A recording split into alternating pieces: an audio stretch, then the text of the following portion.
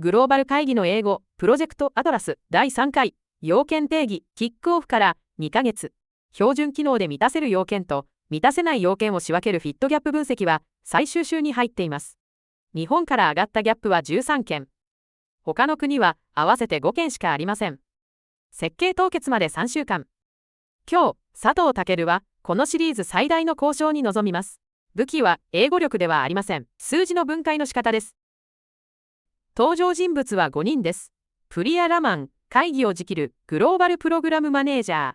マイケル・ブレナン、最終決定権を持つスポンサー。今日は日本を問い詰める側に回ります。佐藤健、日本の IT リード。この動画ではあなたの分身です。レナ・フィッシャー、遠慮なく反論するベンダーのアーキテクト。グレースタン、数字に厳しいアジア太平洋の財務コントローラー。それでは始めましょう。Today is the Japan localization review. We're 3 weeks from design freeze, so anything we don't resolve today becomes a change request later, and change requests cost 3 times as much. Lena, set us up. Thanks. Across all Wave 1 countries, we've logged 112 requirements. 94 are a fit, standard, out of the box, 18 are gaps. Of those 18, 13 come from Japan. Ken, help me understand. Japan raised 47 requirements, and 13 of them can't be met by a system that runs in 38 other countries. What's going on there? It's a fair question, and I want to answer it properly rather than defensively. Of the 47, 34 are already fit. We just documented them in detail because our auditors require traceability. Of the 13 gaps, I'd argue 6 are genuinely mandatory, and 7 are negotiable. Okay, that's a much more useful framing. Walk me through the 6. Number 1. The qualified invoice system. Since 2023, a Japanese invoice must carry the seller's registration number and a tax breakdown by rate. If our invoice doesn't have it, our customer cannot claim the tax deduction. They will simply refuse the invoice. That one I accept. The tax registration field exists in standard. The rate breakdown on the invoice layout is a form change, not a code change. That's 2 days of effort, not 2 weeks. That's good news. Number 2 is the acceptance certificate. In Japan, for project-based sales, the customer signs an acceptance certificate confirming delivery, and we cannot legally recognize revenue or issue an invoice until we have it.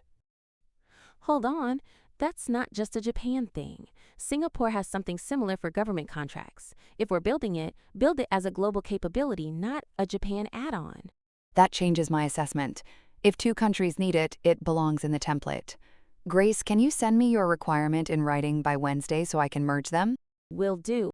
Number 3, month-end closing by customer. Our distributors have different closing dates, the 10th, the 15th, end of month, and the invoice has to be cut on their cycle, not ours. Standard supports customer-specific billing cycles. That's a configuration, not a gap. Whoever logged it as a gap was being cautious. Good. Then we're down to 5. Number 4 is the one I expect to be difficult. Fax and paper orders. 2 of our largest distributors send orders by fax. Together, they're 18% of Japan revenue. And we can't ask them to change. I remember. What are the options? 3. As promised. 1. Manual entry by a service team. No build cost, but ongoing headcount and error risk. 2. An OCR service with human verification, moderate cost, and it scales. 3. Fund the distributors to move to EDI, highest cost, best long-term outcome, and completely outside our control. I don't want option 3 on the critical path of this program. Let's take option 2 for go live and treat option 3 as a separate commercial conversation with those accounts. Ken, does that work for you? It does, with one condition. If the OCR accuracy is below 95% in testing, I need a fallback of manual entry during hypercare. I don't want to discover the problem on day 1 of go live. That's a sensible guardrail. I'm capturing it as an assumption with an owner. Lena owns the accuracy test, Ken owns the fallback plan. Numbers 5 and 6 are the 2 I will not compromise on. Consumption tax rounding. Japan requires rounding at the invoice line level, not the invoice total. and withholding tax on certain service revenue, which has to be calculated at the point of billing. The rounding one is genuinely hard. Our tax engine calculates at header level by design. Changing it means touching core logic, and core changes are what break us at upgrade time. I understand the concern about upgradability, but this is not a preference. It's how the tax authority requires it to be calculated. If we get it wrong, we're not talking about user complaints, we're talking about a tax filing that's incorrect. That settles it for me. Grace, back me up here. Is that your reading too? It is. Incorrect tax calculation is a compliance exposure.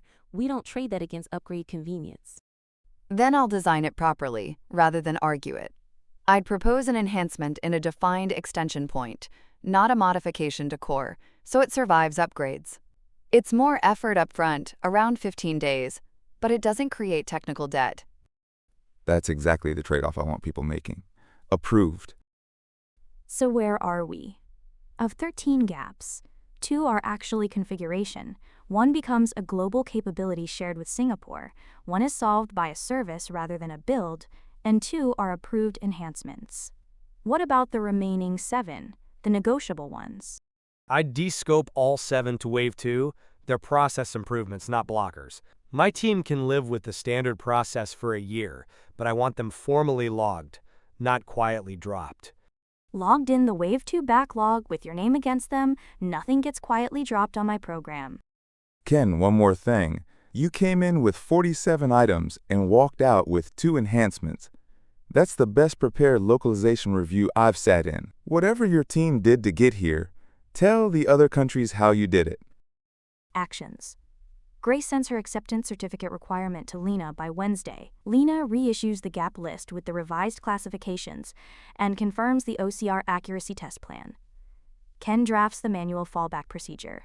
Design freeze stays on the 12th. Nothing new enters after that without a crossing. Thank you, everyone. 第3回要件定義は以上です。この会議で覚えてほしい表現は3つ。質問を和らげる一言。Help me understand. 譲れない要件を通す型。This is not a preference. It's how the tax authority requires it. そして前言を撤回するプロの言い方。That changes my assessment. 次回は開発とテスト、EDI 連携が遅れ、プロジェクトの信号が初めて赤に変わります。Thank you for listening. See you at the weekly status call. ご視聴ありがとうございました。高評価とチャンネル登録をいただけると、続きを作る力になります。コメント欄には、あなたの現場で英語に困っている場面を書いてください。動画にして取り上げます。それでは、次回の開発テストでお会いしましょう。